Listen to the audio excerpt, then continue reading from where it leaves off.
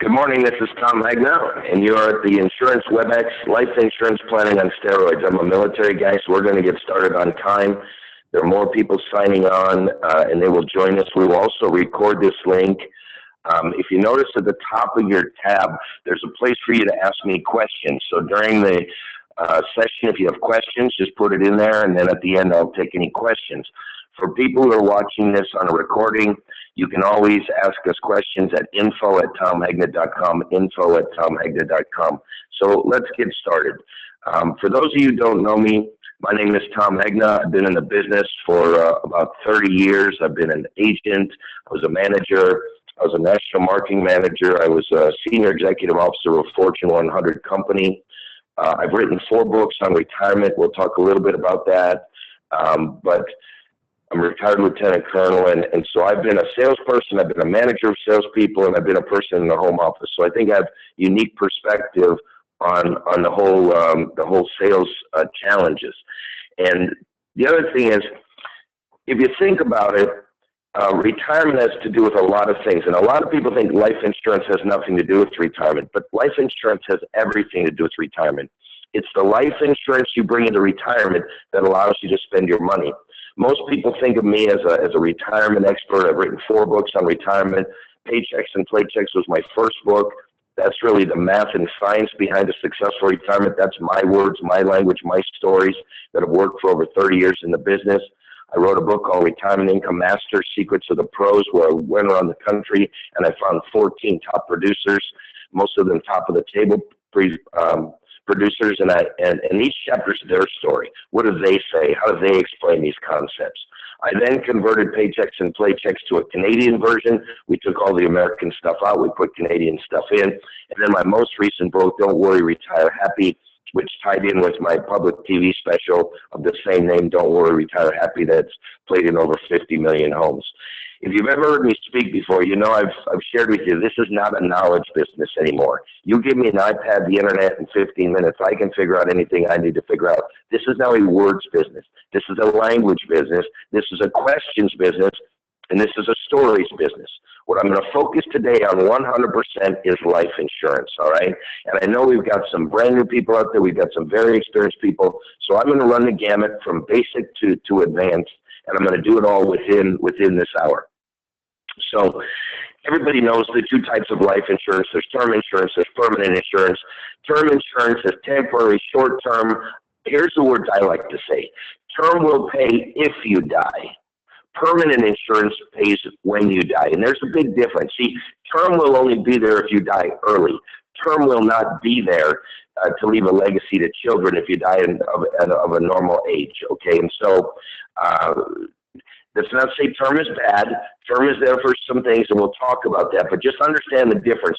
Term is there if you die early, but less than 2% of term policies ever pay a death claim. And so permanent policy will pay when you die. Term insurance comes in annual renewable, 10-year, 20-year, 30-year, and then there's a flavor of it called return of premium. And I kind of like that because technically you're overpaying for your term, but here's what happens. Let's say you have a 20-year term with return of premium, and it's $500 a year or whatever it is. Well, if you didn't die in that 20 years, at the end of 20 years, you're going to get all of your premiums back. I kind of like that. It's a simpler way to sell term. But if you want to know the honest truth, most people would be best buying annual renewable term. Now, I know it sounds crazy, but if you do the numbers, and having worked at a home office, I know that less than half the people who buy a 20-year term policy ever keep it 20 years. And if you know how 20 and 30-year term works, you overpay the first 10 years so you can underpay the next 10 years. They kind of level it out, right?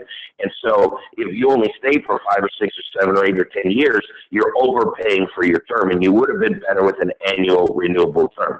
20-year and 30-year are better if you stay for the whole term, but as I said, most people don't. With permanent life insurance, there's whole life, there's universal life, there's variable life, there's index life.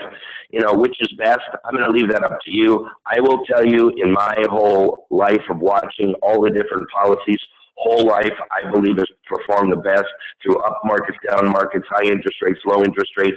It is a proven performer that's been around for a long time. Universal life worked really good when interest rates were 10, 11, 12, 13%. Everybody bought universal life. It doesn't work as well when we're in a low interest rate environment, but it's better, in my opinion, than buying term and investing the difference, and I'll talk about that when I get into handling objections. Variable life, I was the national variable life guy for MetLife, so I know all the positives about variable life, and that was great in the 1990s when the market was going up 20 and 30% a year, and it's fine for young people. The big weakness with variable life is in the retirement phase, because the risk called sequence of returns risk can eat up your returns if you're taking money out of a portfolio when the market is going down. Now, some variable life policies allow you to take withdrawals out of a fixed portfolio, but I just want you to know that variable life has severe problems in the retirement phase, all right? And then there's index life. And index life is the newest product. It's the hottest product. Everybody thinks it's the best product. We don't know that yet. It hasn't been around long enough. I mean, it's been around for maybe 15 or 20 years. I like the concept. You can go up with the market to a certain point. There's typically a cap of 10, 11, 12, 13% on the upside. There's typically a floor of 0 or 1 or 2% depending on the carrier. So you're going to earn between those. You're never going to go negative, and you're going to share in the gains up to a cap. And so, you know, it's a great policy. It can work through both the accumulation and the decumulation phase because you don't have the sequence of returns risk. So, you know, you pick your policy as permanent, but permanent will be there when they die if they fund it adequately. And that's the other thing I want to say. Many of these policies, especially universal life policies and some variable policies, are not adequately funded.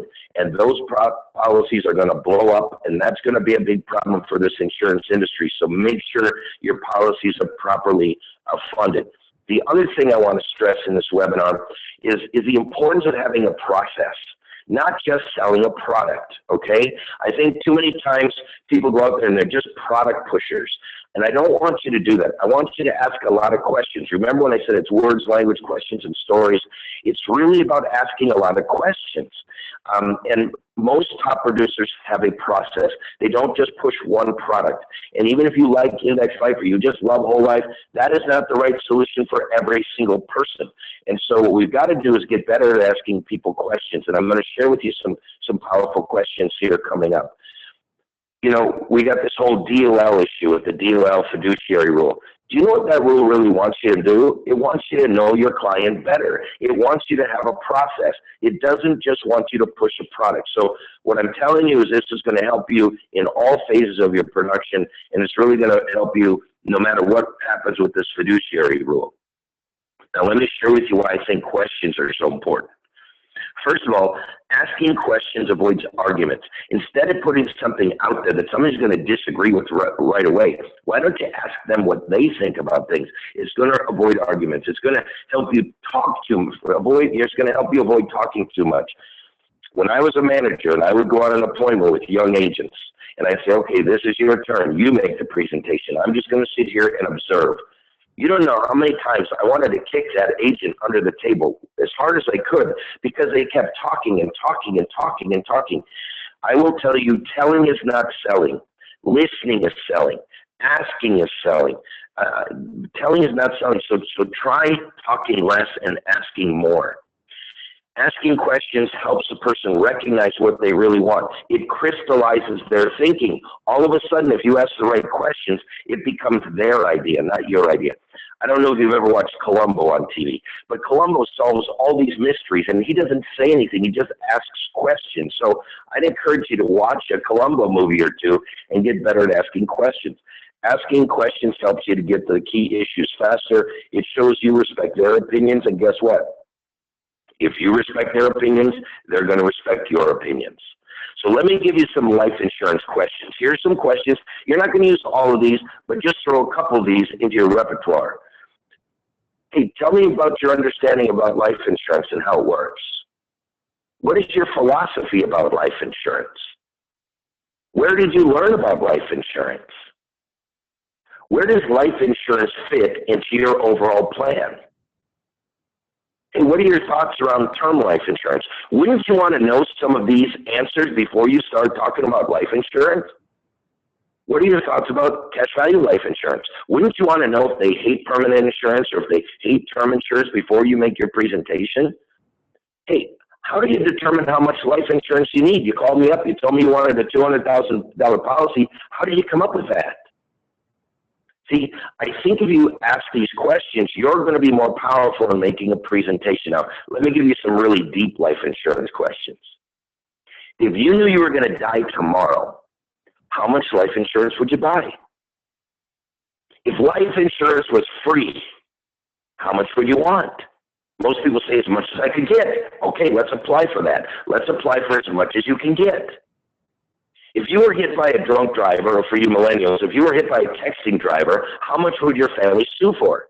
You just came in here, you told me you wanted $200,000 of life insurance. Now let me ask you a question. If you were hit by a drunk driver today, would your family only sue for $200,000? No, that attorney would sue for $3 or $4 or $5 million. You know why? Because that's what your human life value is. We need to protect your human life value. Here's some questions for wealthy clients. What is the purpose of your wealth? What do you really want for your children and grandchildren? How much is enough? How can you empower your children to reach their dreams? Are equal and fair the same in inheritance matters? I'm going to give you a life insurance idea in a minute that will show you it's better to treat people equitably than equally sometimes. How will you protect your assets from creditors in divorce? Does your estate plan reinforce your core values, or does it just deal with your stuff? Will your plan encourage your children to acquire their own wealth or just to consume yours? Will the date of your death become the date of your heirs' retirement?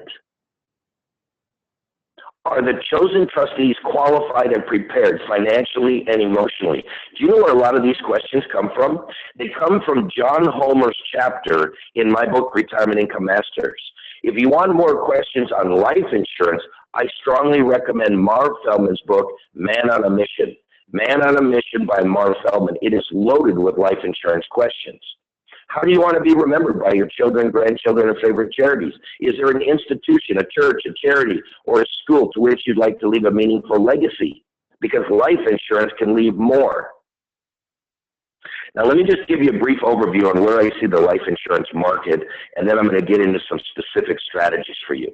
I happen to believe that almost every single one of your clients is underinsured for life insurance. In fact, let me be so bold. I think that every person on this call is underinsured for life insurance right now. Now, that's a pretty bold statement because you're in the life insurance business. So let me try to prove it to you. In a 1% interest rate environment, and just so you know, we are in a 1% interest rate environment, how much life insurance does it take to protect $50,000 of income? The answer is $5 million. How many of your clients who make $50,000 are walking around with $5 million worth of life insurance? And how many of you that are making $200,000, $300,000, $400,000 are carrying $20, $30, $40 million worth of life insurance? Now you may say, Tom, that is ridiculous. Okay. What if interest rates were 5%? They're not, but what if they were? How much life insurance would it take to protect $50,000 of income? The answer is $1 million. That is not ridiculous. What I am telling you is your clients should be carrying no less than $1 million of life insurance for every $50,000 of income. Now, I know some of you think that's too high, so let me tell you a story. And it's in my book, Retirement Income Masters. It happened when I was writing the conclusion of that book. It's a true story. I had been gone for 13 straight days. I don't know if you've ever been gone for 13 straight days, but you got to do laundry on the road when you're gone for 13 straight days. I came home for one day, a Saturday, and I left Sunday for 6 more days. So I just want to paint the picture. Out of a 20-day stretch, I was gone 19 out of 20 days. So you can imagine what my one Saturday looked like. First of all, I was exhausted. Second of all, I had to do expenses for 2 weeks. Third, I had to get ready to leave the next day. And fourth, I got a wife and 4 kids who want to see their dad every once in a while. My day was packed. Well, a few days before I got home, I got a call from my oldest son, Ryan. He said, Dad, I need a favor. My best friend's brother died 3 weeks ago, and his wife, the widow, just got the check, and it's a big check, and she wants to meet with you on Saturday. And I said, Ryan, what does she want to meet with me for? I don't do any more personal production. I'm a speaker, author, full-time. I don't do any more personal production. He said, well, that's why she wants to meet with you, because she knows you know this stuff and you're not going to try to sell her something. I said, Ryan, I've been gone for 13 days. I'm leaving tomorrow for 6 days. I'm not driving around the valley looking for some woman who wants to talk to me. But I said, here's what I'll do. If they want to come to my house, I will meet with them at 9 a.m. on Saturday. Well, guess what? The widow, the dad, and the brother showed up at my house 9 a.m. They sat around my dining room table. She was in her 40s, 2 little girls, husband killed unexpectedly, a $1 million death claim. After I gave her my condolences, she said these words to me. She said, Tom, I never thought I'd be a millionaire. Now, here's what I want to do. I want to build a custom house on a lake with a place for my daughters to play. I don't want a cookie cutter house. I want a custom house on a lake, place for my daughters to play. I said, time out. We're not going to talk any custom houses today. Do you realize you only have $1 million in a 1% interest rate environment? That's $10,000 a year. I'm here to see how you and your daughters can possibly survive on $10,000 a year. Now, maybe you could get 20,000, maybe 30,000, maybe 35, maybe 38,000. But every expert I know says you can't take out 4%. 4% is going to fail. Max, you are a $38,000 a year woman. You're not a millionaire. She was shocked. What are you talking about? My husband made $250,000 a year. We can't survive on $38,000 a year. Ladies and gentlemen, what is the minimum? The minimum, somebody making $250,000 a year should have in life insurance. The minimum is $500,000 or $5 million. We could have had a totally different conversation. But I'm telling you a true story about a widow in Arizona who thought she was a millionaire, who is now stuck living a $38,000 a year life with her 2 little girls. But I'm wondering how many people on this call, if something happened to you on the way home, would your family be in the exact same position? So my number one life insurance sales idea for you today is this. Get your own situation straight. Make sure you are carrying no less than $1 million for every $50,000 of income, and recommend that to every one of your clients. They're not all going to buy it, but you can say words like this. Our firm professionally recommends you carry at least $1 million of life insurance for every $50,000 of income. And when they say, well, that sounds a little high to me, you tell them the story of the widow in Arizona who thought she was a millionaire, who is now stuck living a $38,000 a year life with her 2 little girls. See, on the day that you die, your spouse is going to ask 4 simple questions. And it's not going to be, do we have term life or whole life or index life, or do we have New York life or MetLife or State Farm? Those are not the questions your family is going to ask. The 4 questions your spouse is going to ask. How much life insurance do we have? How long will the dollars last? Can we stay in our same house, and can the kids go to the same school? My question for you is, what do you want the answers to be? Look, many of you know my friend Joe Jordan. He's a MDRT level speaker. He wrote a book called Living a Life of Significance. And if you've never read it, I'll give you the Cliff Notes. Joe's dad was a very powerful man. He was an advisor to President Harry Truman. But a few days before his dad died, he cashed out all his life insurance policies. Joe's book starts there. His mom had 4 kids. She had to sell everything that she owned. She had to get 2 jobs just to put food on the table. When it came time for college, she couldn't put them all through, just the boys, not the girls. And Joe's book talks about how that affected brother-sister relationships for the rest of her life. Then when she got to retirement, she didn't have any money. She felt like a burden, so she just decided to die. And Joe's book was a cry out. Where was my dad's financial advisor? How could he let this happen to us? Here's my point. When you are on an appointment and there are children at home, I want you to be relentless recommending life insurance. You don't take no once. You don't take no twice. You don't take no 3 times. You be relentless recommending life insurance when there are children in that home. You are the only thing standing between those children and total destitution.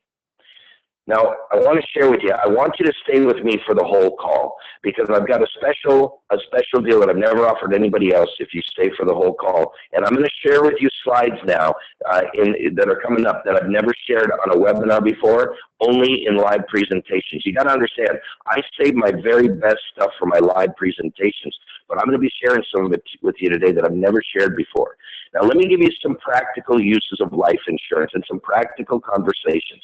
You know, if you took out your keychain, and this is a great way to have just a conversation with a client. Hey, what's on your keychain?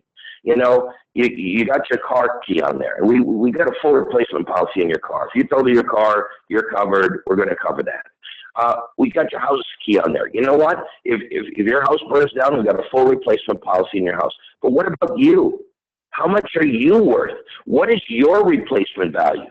Now, there are a couple ways of talking about life insurance. One is to replace current income. I showed you that very simple. On the back of a napkin, you can say $1 million at 5% interest will provide $50,000 a year of income. That's very simple. You can do that on a Starbucks napkin. And oh, by the way, here's an idea for you. If you're having trouble meeting people, they're standing you up on your appointments, they're not letting you into their house, they're not coming into your office, start running some appointments at Starbucks. People will meet you at Starbucks. Say, hey, I got a Starbucks gift card here. I'd like to get you a cup of coffee. You got 15 minutes? Let's meet on Tuesday. Coffee's on me. And there are some producers who do all their appointments in Starbucks. They can literally do the fact finder. They can even close in Starbucks sometimes. Now, I'm not saying that's right for everybody, but I'd rather see you run appointments at Starbucks than not running any appointments. Okay, so we already replaced income needs. The second way is human capital, your full replacement value. Remember when I said if life insurance was free, how much would you want? As much as I could get. Well, that's your human capital, all right? Now, I spent years at New York Life, and there are companies like New York Life, like Ibbotson, like Morningstar. They've researched this human capital in depth. So let me kind of share with you what human capital is. Human capital is the present value of all your future earnings. So think about all the money you're going to make for the rest of your life. If we discounted that back at an inflation rate, that is your human capital. That is what you are worth in dollars for being on this earth. And when you add that to your financial capital, you get your total economic wealth. So you add all the present value of all your future earnings plus your financial capital, that's your stocks, your bonds, your 401ks, that's your total economic wealth. Well, too many advisors are just spending time with people's financial capital. Oh, you got a 401k? Let's roll that over. Oh, you got stocks and bonds? Let me show you why that's inefficient. Let me show you a better way. But what I'm saying on this is we've got to talk to people about their human capital. So here's how human capital works. As you get older, and you're earning money, you're supposed to convert your human capital into financial capital. So every time you get a paycheck, you're supposed to save and invest some of that into financial capital. So you could imagine that younger people are loaded with human capital. They may not have a penny saved up, but they are a multi-millionaire in human capital because they're going to earn millions over their lifetime. And then as you get older, your human capital goes down because you've got fewer and fewer years to work. And hopefully your financial capital is going up because you're saving money. So younger people have more human capital, not as much financial capital. Hopefully when you're older, since you won't have much human capital left, you've got financial capital. That's how it all is supposed to work. Well, it just so happens that life insurance is the only thing that can protect your human capital. And so what you're supposed to do is take some of your financial capital to protect your human capital. So let me just show you. Let's say somebody's worth, their total economic wealth is $1.5 million. They have $800,000 in human capital. They have $7,000 in financial capital. What this is saying is that if this person has no life insurance, they're worth $1.5 million while they're alive, but they're only worth $700,000 when they die. And this is simply saying that you should take a little bit of your financial capital and buy life insurance to cover your human capital so that whether you're alive or whether you die, your family is protected the same. And that is the whole scenario surrounding human capital. Now, another thing that I would encourage you to do is look at life insurance as a bond substitute. I'm going to share with you where you can get my newsletter for free, but my newsletters have been picked up by some pretty important magazines and websites. This idea was I first talked about in my newsletter, Highness Hot Seat. This got picked up by Forbes magazine. So if you look at this month's Forbes magazine, this idea is in there. And all I said is that the 60-40 portfolio is dead, long-lived life insurance and annuities. And what I'm talking about is that even your most sophisticated investors, and they're the ones who say, oh, I don't need to invest with you. I've got a broker. I've got a financial planner. Well, guess what? The brokers and the financial planners, they put most people in a 60-40 portfolio. That is 60% stock, 40% bond. My whole point of this newsletter is that the 40% bond portfolio is pretty much dead. Why? Because bonds on the upside are only paying 1 or 2 or 3% right now. And yet on the downside, they have huge risk, 20, 30, 40, 50% downside risk, because if interest rates go up, what happens to the value of bonds? They go down, and they can go down sharply, all right? And so all I said in this article is for your younger people, why don't you use permanent life insurance as a bond substitute? And for your older people, why don't you use a lifetime income annuity as a bond substitute? Because if you think about it, what does a whole life policy offer you to the upside? Well, 3, 4, 5% upside potential, right? But what is the downside? Well, if interest rates go up, does the whole life policy value go down? No, it goes up. And again, you can pick your flavor of permanent life insurance, index life, or whatever you like. I'm just saying permanent life insurance can be a great bond substitute. And then for your older people, a lifetime income annuity where they're getting a AAA rated bond with a triple C rated yield with 0 standard deviation. Now let me share with you 3 simple life insurance discussions that you can have with people, all right? Back when the markets were crashing in 2008, I was asked by the American College, and the American College is where you get your CLU, your CHFC, your CSL. And they said, Tom, would you write an article on why people would buy life insurance in terrible markets like these? So you know what I did? I wrote an article on why people buy life insurance in terrible markets like these. And I said there's always 3 reasons why people buy life insurance. I said, number 1, life insurance is a women's issue. Life insurance is not a man's issue. Life insurance is a women's issue. Now, what am I talking about? Well, did you know that 70% of baby boomer women are going to become widows? And because they typically live longer than men, and they tend to marry men older than themselves, they can look forward to widowhood of 15, 20, even 25 years. So women, here's the deal. You are going to live with the consequences, good or bad, of how much life insurance is on your spouse.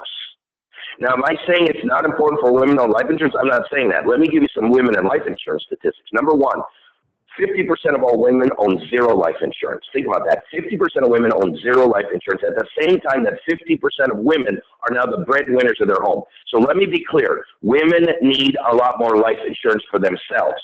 That's not my point here. My point here is that 70% of the time, they are going to be the beneficiary of life insurance. And I told you how underinsured everybody is. Who's going to pay for the underinsurance of men in this country? It's going to be women. We've got to take this issue out to women. Number 2, life insurance is a tax issue. If you look at the history of the U.S. marginal tax rate, look at all the years that the marginal tax rate was over 70%. It was over 90% for about a decade or two. Well, where are we now? 39.6%. But do you realize that this country is now $20 trillion in debt? Our debt is climbing at $2 to $3 billion every single morning. We have $120 trillion of unfunded obligations for Social Security, Medicare, Medicaid. Where do you think taxes are going from here? Now, I know the current president says he's going to cut taxes, and I personally hope he does. But I am telling you that over time, taxes are going to have to go up. It's just math.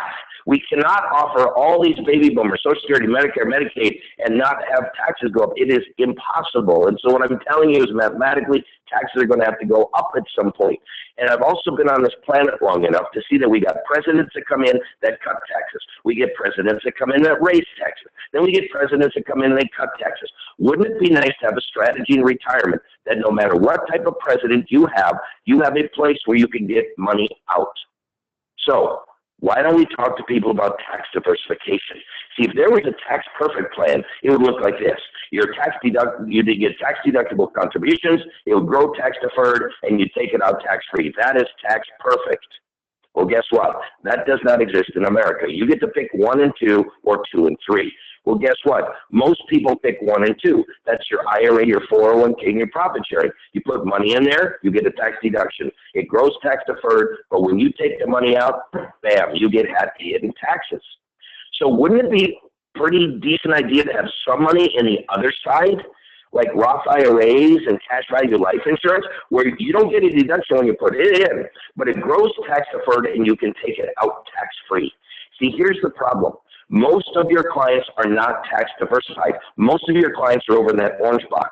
They put their money in IRAs and 401ks, where Yeah, they got a tax break going in, but they're going to get hammered coming out. And guess where the government's going to come to get this money to fund Social Security, Medicare, Medicaid, and pay down this debt? It's going to be from baby boomers' 401ks. So shouldn't they just have some money in after-tax dollars? That's all I'm saying. Be tax diversified. Instead of putting all your money in pre-tax, put some of it in after-tax. So here's some words you could use, some language. Ask a question. Does your 401k offer a match? Well, yes, it does. If I put in 4%, they match it with 4%. Good. I would do that. That is free money. Do that. That's the orange box side, okay? But then above the match, let's put that money into permanent life insurance and build you a tax-free bucket of money. That is a simple strategy that you can use with anybody, and it makes sense to everybody if they really understand the math of where this country's going. And the last thing is life insurance is a wealth transfer issue. So let me introduce you to Mr. and Mrs. Farmer. Mr. and Mrs. Farmer, ages 60 and 61. They own 500 acres, valued at $8,000 an acre. They're going to be retiring soon. They have a son, John Jr., who's actively engaged in farming, and he's going to take over the entire operation. But they've also got a daughter, Sally Smith, who's a school teacher in Chicago. She's not going to have anything to do with the farm, but she's entitled to half. So right now, if they were to die, John Jr. will inherit 250 acres at $8,000 an acre. It's worth $2 million. His sister, Sally Smith, will inherit 250 acres at $8,000 acres. That's $2 million. But what's the problem? The problem is John Jr. needs the whole 500 acres to make a go of it. So what is his choice? He's got three choices. Number one, if he's got $2 million in his pocket, he can hand it over to sister and buy the land at $8,000 an acre. Now, how many sons have $2 million sitting in their pocket? Not many. Well, he could go down to Mr. and Mrs. Banker, and he could borrow $2 million, which he's going to have to pay back over 15 years, about $3.1 million. He'd be paying over $12,000 an acre. Or he could come to you, and he could buy a life insurance policy on mom and dad, and when they die, he can buy that farm with the death benefit. And in this policy, the most he would ever pay is $704,000. So the most he would ever pay, even if mom and dad lived to be 120 years of age, the most he'll ever pay for that land is $2,800 an acre. So you tell me, what is better, pay cash at $8,000 an acre, to pay to take a loan and pay $12,700 an acre, or to use life insurance at $2,800 an acre? Now, do you see how this transfers money equitably, not equally? They can give the whole farm to John Jr. They can give the cash to the daughter. All right. Now, when I'm talking about retirement, people say, well, Tom, life insurance has nothing to do with retirement. No, life insurance has everything to do with retirement. Do you understand that so many people are not enjoying their retirement because in the back of their mind, they think they got to leave some money to their kids. So I got to leave some money in Johnny and Susie. I got to leave some money in Johnny and Susie. So they deny themselves a retirement to leave money to their children. Well, I always tell people, don't do that. I want you to spend your money. I want you to leave life insurance. So let me use me as an example. We've got 4 kids. We sat around one day and said, hey, how much do we give to our kids? I don't know. What do you think? I don't know. What do you think? I said, well, look, if we bought a $1 million second to die policy, when we're both gone, they get $1 million tax-free. So they would each be guaranteed to get at least $250,000 tax-free. Let's start there. We can always add to it. There'll always be some other stuff left over. Let's start there. Well, that $1 million second to die policy cost us $150,000. So think about that. For 15 cents on the dollar, 15 cents on the dollar, we can transfer $1 million tax-free to our kids. See, who gets to spend the other $850,000? We do. That's what I want. See, I don't want you to leave money to your kids. I want you to leave life insurance to your kids. But you know what? About 80% of my speaking now is public seminars. Agents and managers bring me in and put me in front of their clients. And when I'm in front of the clients, I say, look, I was going to talk to you a little bit more about your kids, but the more of these seminars I do, I'm finding out so many people don't even like their kids anymore. So I go straight to the grandchildren because I know you still love them. And I'm going to tell you, I don't think you should leave your grandchildren any money either. And here's why. We met with Annie. And Annie said, Tom, I got $100,000 sitting in the CD. It's not earning much. I don't care. I don't need this money. This is my just-in-case money. I've named my 6 grandchildren as beneficiary, and when I die, they each get a little over $16,000. Well, gee, that's a nice grandma. But if it's her just-in-case money, why does she have that sitting in a bank account? Why doesn't she have that sitting in a life insurance policy? See, many life insurance policies now have money-back guarantees for senior citizens. So she can put it in one of those policies with a money-back guarantee. If she needs it, she can get it out. But when she dies, each grandchild gets $36,000 instead of $16,000. See, don't leave your grandchildren money. Leave them life insurance. You can leave them so much more. What about charitable giving? We sat down with Alan and Helen. They're very charitably minded. They saved up $50,000. They want to give to charity. But when they started talking about it, they each want to give $50,000. Well, how do you give $100,000 if all you got is $50,000? You put it in a life insurance policy, it immediately creates $100,000 in gifting power. You want to leave more money to charity? Don't leave them money. Leave them life insurance. You can leave them so much more. What about protecting Social Security benefits? Here, the husband's getting $2,000 a month. The wife gets $1,000 a month. What happens when he dies? Well, she gets his, but what happens to hers? It's gone. Can she live on just one Social Security check? If not, life insurance could have protected her. See, did you know that people over the age of 60 buy more life insurance than people under the age of 60? People over age of 60 are buying life insurance every single day. Now, let me give you some thoughts on insuring a non-working spouse. You'll be on an appointment, and let's say there's a stay-at-home mom or stay-at-home dad. Should you put life insurance on them? Absolutely. I get agents that say, yeah, but they're not bringing in any income. That's not the point. They're providing tremendous value to that home. Look, I'll use me as an example. I go out, I make almost all the money in our house, all right? But my wife does everything else. She does everything else. She's the glue that holds everything together. If something happened to her, I'd be out of business.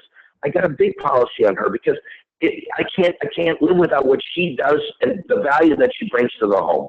And so, look, it doesn't matter if they're earning income or not. You want to protect that value because let me tell you what, if something happened to that stay-at-home mom or stay-at-home dad, the working spouse would be in big, big, big trouble. You've got to have a nice policy on that non-working spouse. What about insuring children or grandchildren? Look, I've been on appointments, people say, I think that's disgusting, that you would want to benefit from the death of a child. That's not why you buy life insurance on children, all right? Number one, you do it to protect their insurability. Now, let me use me as an example again. My 17-year-old, JJ, when he was 8 years old, they took a tennis ball-sized brain tumor out of the back of his brain. Now, 8-year-olds aren't supposed to have brain tumors, but you know what? He did, and he was uninsurable. I don't know if he's insurable now. Probably is because he's been 9 years without any recurrence. But the point was he was uninsurable for a point of time. But you know what? Every time my kids are born, boom, $500,000 life insurance. And I would buy more, but at the time, those were the highest that they would let me buy. And I didn't buy it to profit from a child's death. I did it, number one, to protect their insurability, but number two, to protect our family. Because I don't know if you've ever known anybody who has lost a child.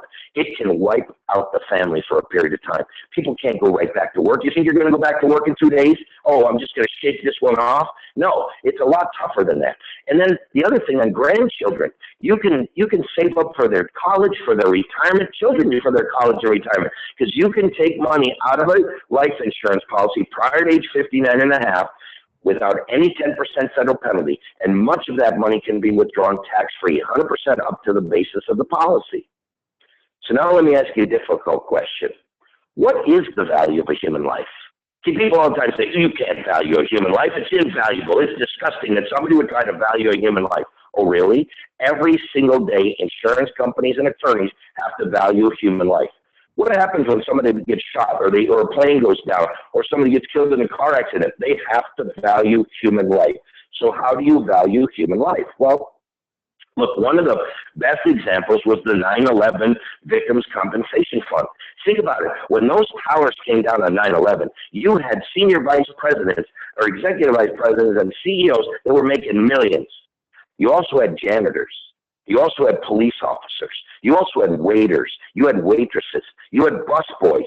Now, how do you value the life of a busboy versus the life of a president or CEO who's making $2 million a year? Well, that was the mission of this 9/11 Victims Compensation Fund. And you know how they did it? They did it the same way insurance companies and attorneys do it.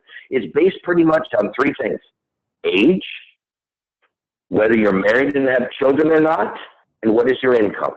And what you'll find is the lower the age, the higher the income, the more children, the more your life value is. And the older you are, it doesn't matter. If there's a 65-year-old, senior vice president making $1 million a year, his human life value was less than a 35-year-old with 2 or 3 kids who's making $200,000 a year. And so what I want you to think about is that, what does this chart show you? It shows you that younger people need more life insurance, people who earn more money need more life insurance, and people with children earn more life insurance. And if you find a young person making a lot with a bunch of kids, you hit the trifecta. They need to have the most life insurance.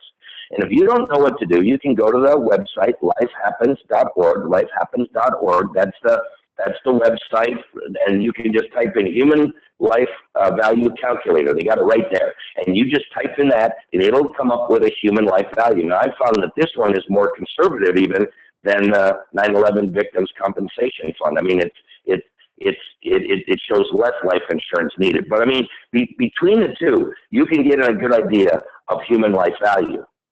Now, let me give you some life insurance power phrases. These are just things to think about. You might want to use them in your repertoire, but I'm going to kind of guide you through it. Number one, life insurance is simply money. You get dollars for pennies. If you follow me in my posts, when I get people arguing with me about life insurance, I recently had one on LinkedIn. This guy who was talking about uber wealthy people, and they don't need life insurance, and they can self-insure. No, they can't. It never makes sense to give a dollar when you could buy that dollar for pennies. I don't care. Certainly they could self-insure. They got enough money, they could, but it's suboptimal because they could have spent pennies instead of dollars. And that's what I always talk about. This is a Ben Feldmanism, and you'll find things like this in Marv Feldman's book, Man on a Mission, as well. Life insurance is time. Will you have the time to become wealthy? Life insurance gives you the time in case you don't live long enough. It also gives you the time to heal if one of your children dies. No other product in the world can do what life insurance can do. Think about it. There's no product you can buy that will replace a life insurance policy. There's no stock or bond or real estate investment trust that on the day you die will spring up to be worth $5 million. Only life insurance can do that. To sell life insurance, you ought to own a lot of it. How can you sell a $5 million policy if all you own is a $100,000 term policy? You've got to own it, and you should own it in the millions. Life insurance was meant to be bought and sold in the millions, not in the hundreds of thousands. Would you like to go to the bank, or would you like to be the bank? See, if you've got enough money in your permanent life insurance policy, you'll never have to go to the bank again. You can take a loan out of your own policy, or you can make a withdrawal out of your own policy. The premium is not the problem, it is a solution. Look, I'm going to do a handling objection section. And one of the objections you're always going to hear is, I can't afford it. I just can't afford this. Oh, if you can't afford this, then how is your family going to afford your life without your paycheck? Think about it. You're saying you can't afford this premium? How are they going to afford to pay the rent, the mortgage, the car payment, the insurance payment, the kids' school expenses? How is all the food, the clothing, how is all that going to get paid if your paycheck goes away? See, the premium is not the problem. The premium is the solution to the problem. The problem is if something happens to you, your family's in big, big trouble. That's the problem. Now, this is a technique that not all of you are going to use, but it was very effective for me. All right, so I'm going to share it with you. I'm sitting down with a husband and wife. And the husband says, well, I'm okay. I got $200,000 at work. That's enough for her. You know, I don't want her to run off with Fred at the bowling alley if I have too big a policy. You're going to get these objections. I'm just telling you, you're going to. So what I would do in a case like that is I would point at the husband. I'd say, bam, you just got hit by a drunk driver. You're going to be dead for the next 5 minutes. Now, I talk to the wife. Now, here's what's going to happen. His paycheck is going to stop almost immediately. He said you're going to get $200,000, and so yes, they're going to deliver $200,000. And you're going to call me. You're going to say, Tom, what do I do with this $200,000? I'm going to say, well, we're in a 1% interest rate environment. In a 1% interest rate environment, that's going to give you $2,000 a year, about $166 a month. So what he's telling you right now is that you're going to be able to live fine on $166 a month. What do you think about that? Boom, sheets start blowing up. And I say, look, even in a 5% interest rate environment, it's $10,000 a year. So now you're going to get, what, $800 a month. Can you live on that? I don't think so. So tell them what you think. And then I would let them discuss it, all right? Now, for you younger millennials, you can go, man, you just get hit by a texting driver. And you can do the same thing that I did. I'm a baby boomer, all right?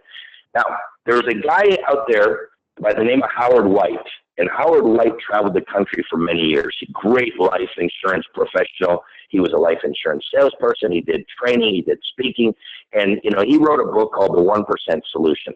And he would always talk about the 1% solution. So I want to give fair credit to Howard White. This is his idea, not my idea. I'm just sharing it with you, all right? And what he would try to do, he worked with ultra-wealthy people, and he tried to get the wealthy people just to put 1%, just 1% of their portfolio into life insurance. So you've got your stocks, you've got your bonds, let's just put 1% per year into life insurance. And he would say, for estate tax funding, let 1% of your estate protect the other 99%. For key man insurance for business, let 1% of your sales protect the other 99%. For buy-sell funding, let 1% of your business value protect the other 99%. For family income, let 1% per year provide the life insurance for your family that they would need to replace your income. For wealth accumulation, let 1% of your income, your net worth each year go into a policy to accumulate wealth for your retirement. Now, 1% works good for ultra-wealthy people. If you're not working with ultra-wealthy people, you might have to talk about 2% or 5% or 10%. The lower the income, the more they have to put. But what I'm saying is put their thoughts on a lower number. And if it's a percent of their portfolio, a percent of their 401k, you can normally get away with a lower number per year to go into life insurance. It makes it sound very small and very simple, and it is. Now, let me give you some business uses of life insurance. Some of you are in the business market. The business market is good because it's a daytime market. You can go out there during the day, and you can just walk into businesses and talk to people. But here's an exit strategy. You just ask them, you're like, what's your plan? Are you going to retire? Are you going to do this till you die? You want to sell it off? Is one of your kids going to take over? What's your exit strategy? Life insurance can help with that. For retirement income, look, this business isn't going to be paying you your whole life. You got to have income in retirement. Let's put away somewhere you can get it tax-free. For a business line of credit, look, I'm a small business owner, and I will tell you, I've been doing this for about 6 years on my own. And there have been times when my sales and profits are way up, and my expenses are low. And then there's been times when all of a sudden my expenses jumped, and for whatever reason, my revenue went down. Well, guess what? If I need it, I haven't ever had to, but if I need to, I can go to my life insurance policy. I've got a bunch of cash value there. And here's the deal with businesses, and here's the deal with banks. You can only get a loan when you don't need it. Have you ever noticed that? When you go to the bank, you have to show them you got collateral, you got this, you got this, you got this. If you say, look, I'm really on hard times, my business is going bankrupt, I got no money, do you think they're going to lend you anything? No way. They're not. They only lend to people who don't need it. So why don't you build your own bank account inside of this life insurance policy? I'm telling you, Walt Disney started Disney with a loan from his life insurance policy. JCPenney started JCPenney department stores with a loan from his life insurance. McDonald's, Ray Kroc started McDonald's with a loan from his life insurance policy. Some of the biggest businesses in the world have either been saved or started because of life insurance. What about buy-sell funding? Oh, yeah, if I die, yeah, my partner's going to take over. They all got a buy-sell agreement. Everybody has a buy-sell agreement. But is it funded?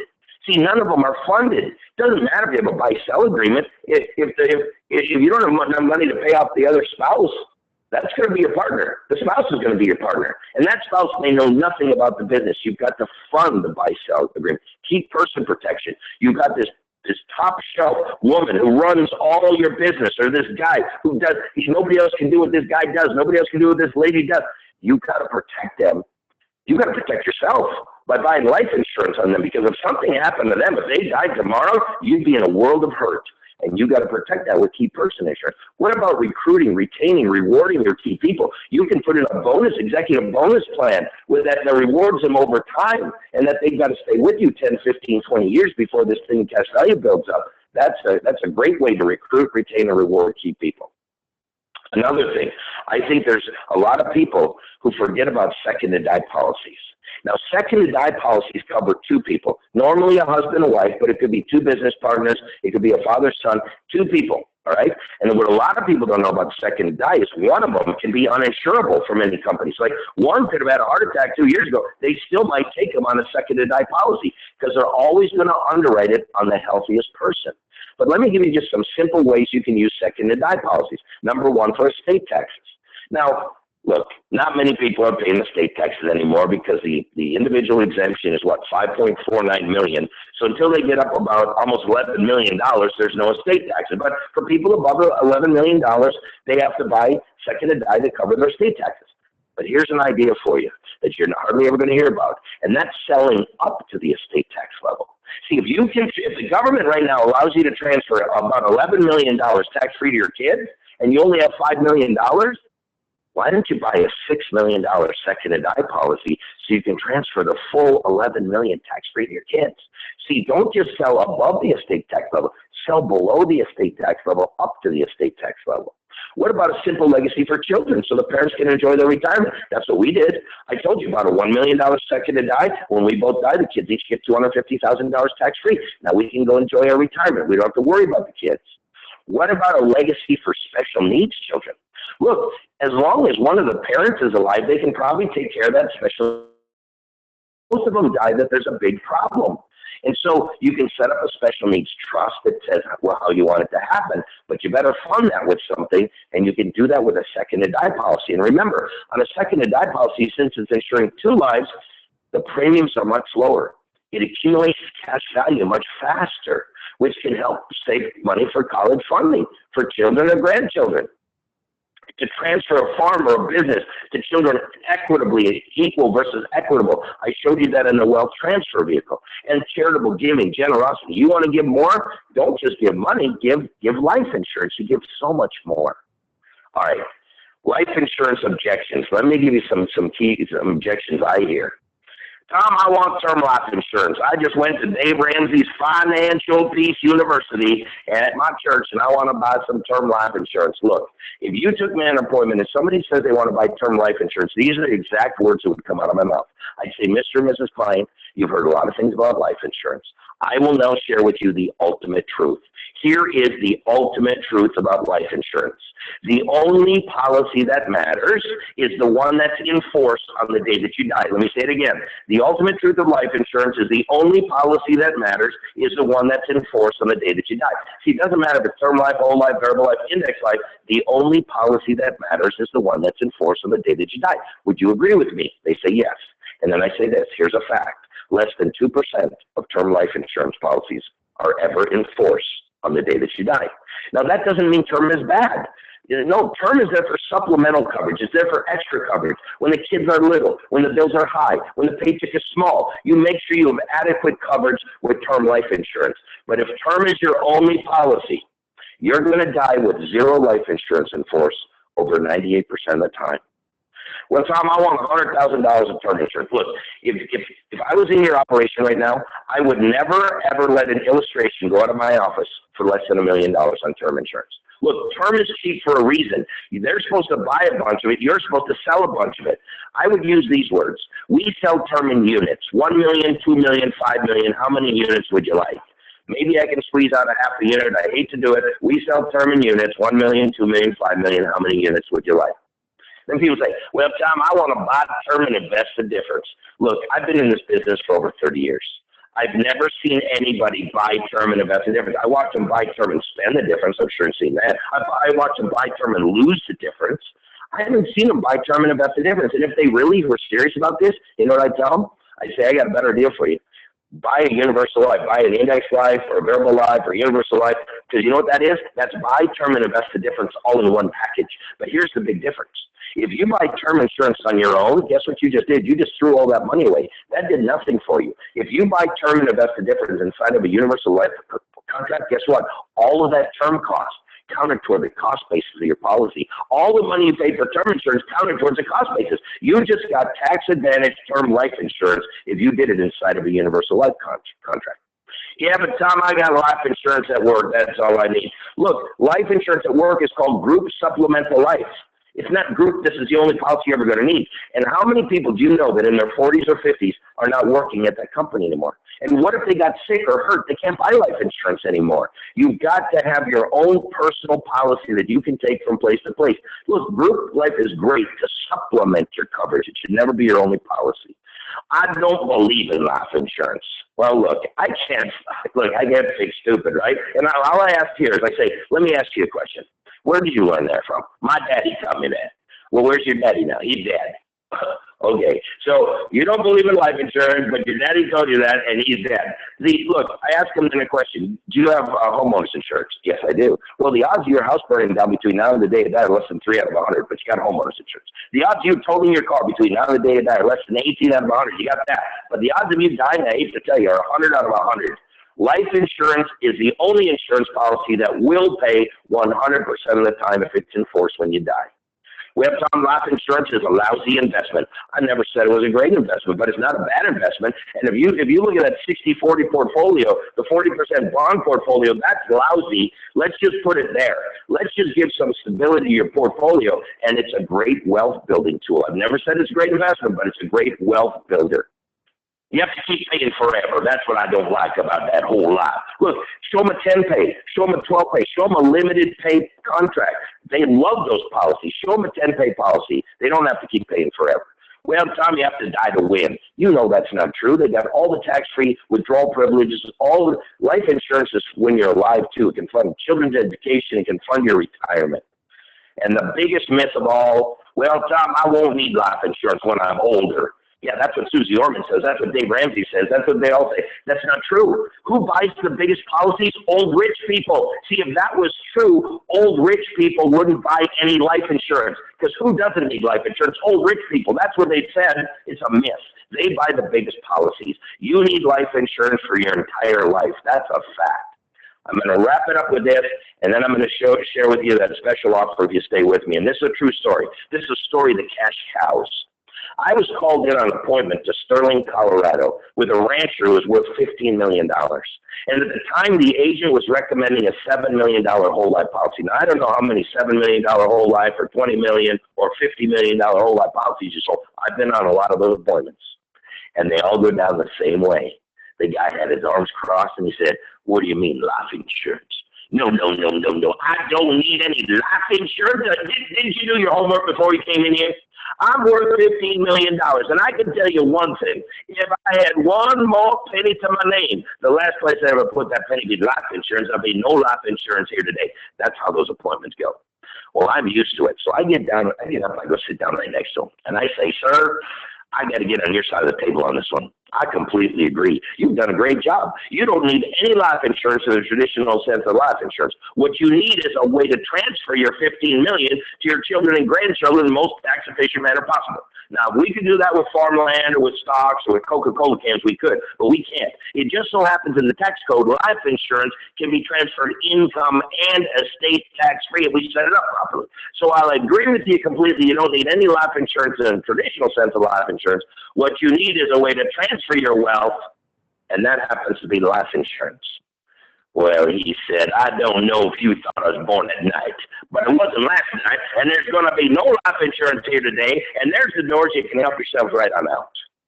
And I'm not making it up. The agent pulls out his bag, and he pulls out 4 plastic cows from like a kid's farm set. Set them right on the table.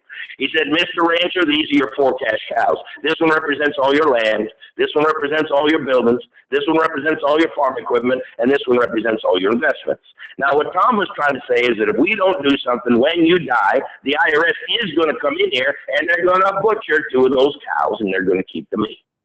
Now, if you were listening to what Tom was really saying, all he said is we had to take a little milk out of each of them there 4 cows. Now, with this bucket of milk, we're going to buy ourselves a life insurance policy. Now, when you die, the life insurance policy goes to the IRS, but your family gets to keep all 4 of your cash cows. Now, one of those 2 things is going to happen. You get to pick which one. And it was like a light bulb went up in that guy's head. He said, "Well, heck, every rancher knows it's better to give up a little milk than to butcher 2 good cows." Now, what's my point? My point is I couldn't explain estate planning to him. The attorney couldn't explain it. The accountant couldn't explain it. You put 4 plastic cows in front of the guy, he turns into an estate planning genius. Here's what I learned that day. Number 1, keep your message simple. Number 2, speak their language. Keep it simple. Speak their language. See, if I was working with a trucking firm, maybe I have 4 trunking trucks on my desk, and we're going to take a little gas out of the tanks to pay for the policy. Maybe when I was with a real estate tycoon, we'd have 4 apartment buildings on my desk, and we're going to take a little rent out of each of the 4 apartment buildings. Keep it simple. Speak their language. So look, here's a couple things. Number one, I'd encourage you to go to my website, tomhegna.com. I've got some free things on my website. When you go to tomhegna.com, you're going to see this. If you scroll down halfway, you can sign up for my master's class. It's free. This master's class is a 6-week course. It's a case study about Jack and Diane, 2 American kids doing the best that they can. And we follow them from their 20s through their 80s till they die. And at each stage, I share with you words, language, questions, and stories that will be powerful to help you with any generation that you're sitting down with. If you scroll down further, you can sign up for my newsletter. It's called Hegna's Hot Seat. And if you don't believe me, you can go to the blog and you can read my previous newsletters. They've been picked up by some pretty powerful sites. One of my newsletters was entitled, Why Ken Fisher Really Loves Annuities, and You Should Too. That was picked up by Producer's eSource. So if you ever get somebody who says, well, Ken Fisher says he hates annuities, you just Google why Ken Fisher really loves annuities and my newsletter will pop up. The 60-40 portfolio is dead. That got picked up by Forbes magazine this month. So I try to give very good ideas for you. I've also developed some tools, and I'm going to give you an offer that I've never given anybody else. First of all, if you go to my website, you'll see that I've got all these books. I've got audiobooks. I've got DVDs. I've got Social Security guides. I've got online training and coaching. I'm a big believer in audiobooks and online training. You know why? Because when I was a brand new agent, I was recruited by MetLife. I was a company commander out of Fort Worth, California, didn't sell anything, moved to Arizona, didn't know one person in the state. I made MDRT my first year. I led my office in production every single year. How do you do that if you don't know nothing about nothing? It's because I listen to audiobooks every day. I watch VHS tapes every day. And I learn from some of the top people in this industry how to handle objections and how to close business.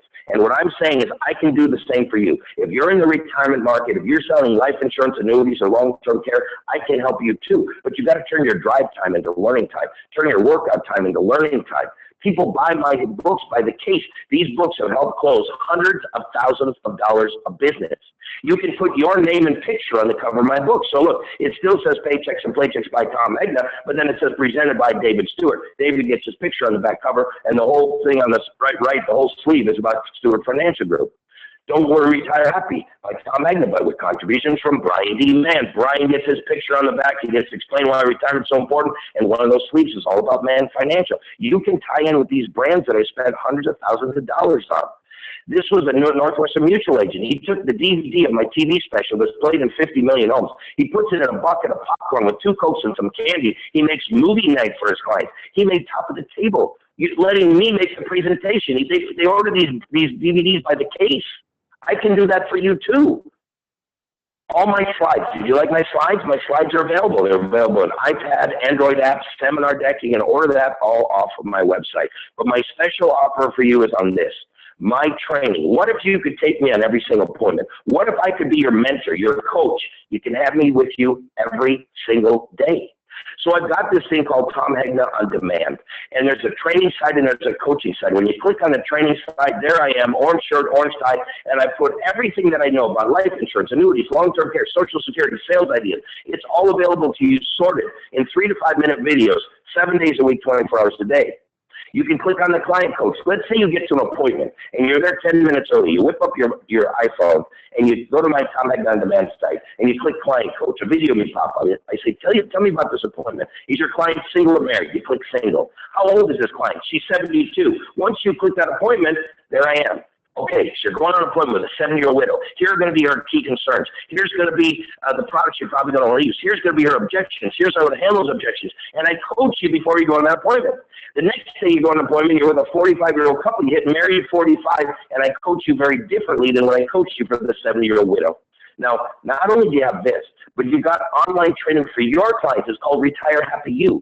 So you get 10 logins that you can rotate your clients through. You can give them access for 2 days to 2 months to 2 years. I don't care. You can control 10 logins at all times, and you can rotate your clients, and they go through Retire Happy You. This is the consumer version, where I show them why mathematically and scientifically they need to have life insurance, annuities, and long-term care as part of their thing. Now, normally that's $97 a month. It's worth way more than that because we've added so much to it. I've just added so many more sections to it. But for you watching this is the first time we've ever done it. You just use the coupon code WebEx, all caps, WebEx. And you can get it for $48.50 a month for the first 6 months. And not only that, I put a guarantee on there that if you don't close at least one new case, and you're going to close many, but if you don't close at least one new case in 6 months, I will refund you all your money. That's a money-back guarantee, all right? And so, look, you get the online training that I do. You get my coaching that you can use 7 days a week, 24 hours a day. You get the Retire Happy You course for your clients. You can rotate your clients. You can rotate hundreds of them through. They're 10 at a time. You get client report cards. When they watch the long-term care section, guess what? You get an email that says, hey, the Andersons just watched long-term care. Hey, the Johnsons just watched the section on life insurance. You might want to call them, or you might want to send them something. And it's all mobile-friendly. You can do this on iPads, iPhones, Androids, any web-enabled device, you can have that. So coupon code again, WebEx. Now I'm going to take any questions. So let me scroll up here. I'm going to reading them as we're going. So let me just see if there's any questions. All right. There's a statement in here. No lapse guarantee product, minimum products would be term every time. I'm fine with that. The no lapse guarantee products, as long as it's with a company that you feel solid, that's gonna honor those long-term guarantees. I've got a no lapse guarantee on that second to die policy. It only cost us $150,000. That was 15 cents on the dollar. So I appreciate that comment. I got another one. I am in my early 40s, just 3 years into the insurance field and brand new to life. Is age or financial wealth, should age or financial wealth be the trigger to convert a 401k to an annuity? Look, here's what I say. The money that you should put in an annuity is money that you want for retirement. So in my opinion, the 401k money would be appropriate to go into annuity at almost any age. Because if you take that money out of your 401k prior to 59 and a half, guess what you have? You have a 10% federal penalty. If you take it out of an annuity prior to 59 and a half, guess what you have? A 10% federal penalty. So to me, they're both fine for retirement. I have no problem with that, almost regardless of age. But here's something I want you to know. Did you know you can take money out of your 401k without a 10% federal penalty? Did you know you can take money out of an annuity prior to 59 and a half without a penalty? It's called the rule of 72T. You have to take substantially equal payments. So basically either a lifetime income annuity or something that basically replicates a lifetime income annuity. There's the annuitization method, the amortization method, and the RMD method, but it's based on guaranteed payments for life, all right? But you can take it out prior to age 59 and a half without a penalty if you do that.